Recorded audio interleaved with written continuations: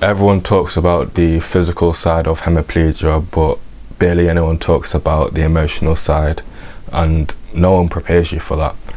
The loneliness, the frustration, the identity crisis. You lose control of your body, and you also lose part of yourself. And I just want to talk about that side of recovery that nobody talks about, and everyone's feeling it with this condition. In the early days, I thought I was just healing the muscle, but as soon as I realised that the emotional side comes into it, the mental health comes into it, it really changed the way I see things.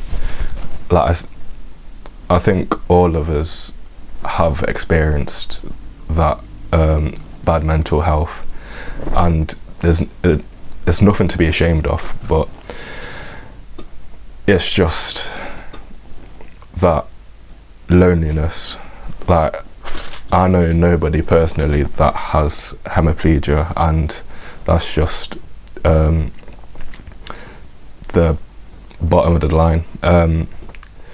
But some days I wake up feeling hopeful, some days I just feel like everything's just on my shoulders, and that's just the way things are.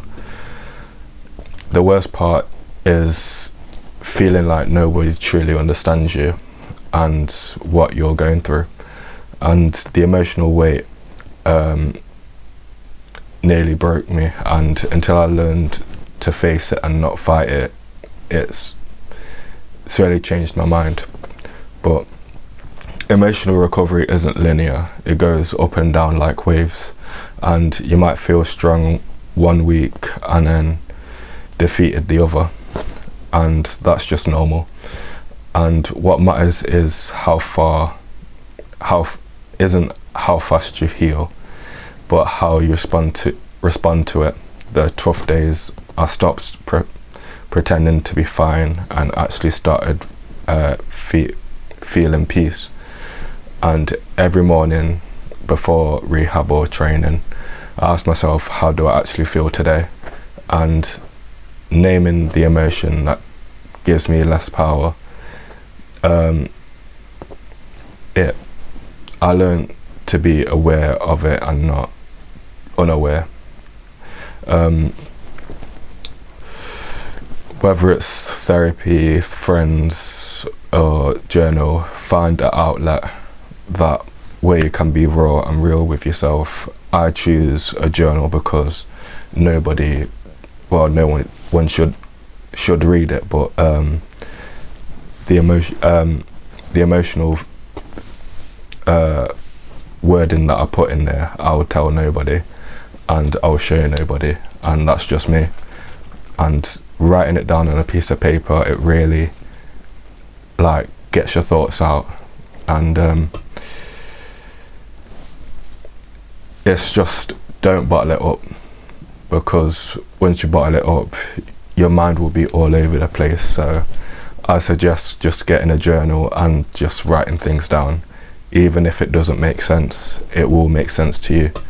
And when a session went wrong, I stopped calling it a failure, and I just started looking at it as feedback. And my body's saying, try again a different time, or a different way. And that mindset shift reduced the emotional crashes dramatically. And progress isn't just physical, it's also a way to stay calm in frustration and keep faith after a setback. And I started acknowledging those emotional victories as real wins, and not physical wins do matter, but emotional wins do matter more, because mental health is so much better than physical health. Even though it doesn't seem like it, you just need to be free in your mind and not trapped in a prison. And it made progress slightly more lighter. And at the end of the day, write things down that you're grateful for, even if it's just a tiny little thing, like I laughed today or something like that, just something just small that you can be grateful for, and it reminds you that the world is good. And I used to think strength meant being emotional, but real strength is feeling everything is still showing up. And once I accepted my emotions as part of the recovery and not a distraction, I finally found peace. And healing the mind and the heart made physical recovery just 10 times easier. Hemiplegia recovery isn't just about walking again, it's all about becoming a whole another human again. And you're not rebuilding, you're just rebuilding your body and rediscovering who you are. And don't just ignore your emotions, just learn from it.